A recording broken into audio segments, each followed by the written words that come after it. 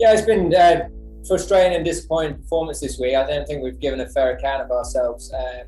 Been outplayed in all three departments, especially the batting.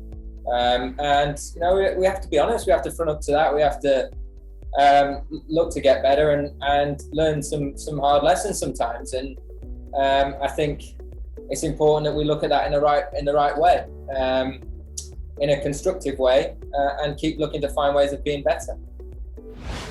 As I mentioned, going into the game, it's always going to be an unbalanced team. However we went about it, whatever we went with, I thought actually having those four seamers, Ollie came in, for example, and he created some very good chances. He didn't get the rewards that he deserved. I think 2 drop catches off his bowling. I think it could have looked very different. We take those chances if Conway's given out. The fact that Murray wasn't, we've got to get on with that. But if he was given out, the whole complexion of the Test match changes, especially if we take those chances off the back of it, and we could find ourselves in a very different position. But that's sport, that's Test cricket, and they're the fine margins that sometimes dictate a game.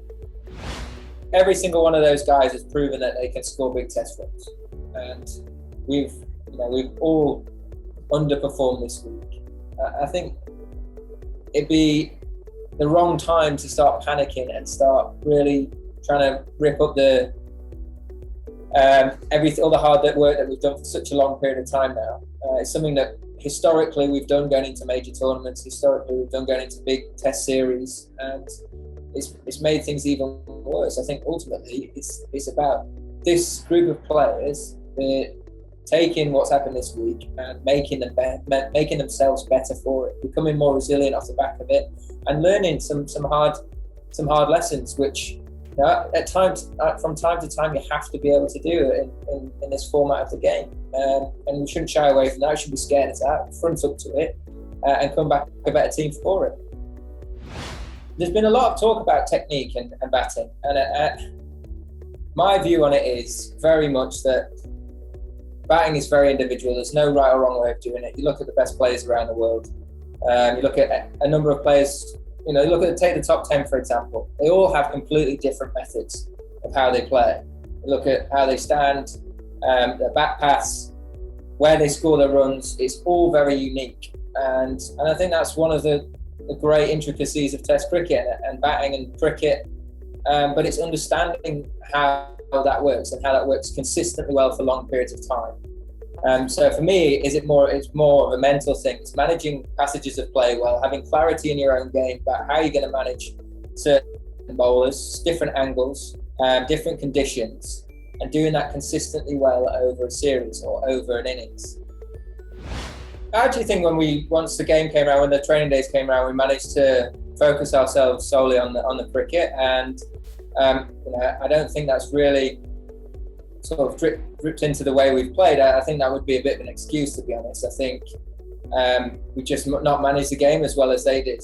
I think that they exploited conditions better at certain times. We didn't get the runs that we wanted first innings. I think we were probably below par there. We missed chances in the field, didn't really help our bowlers out in that respect.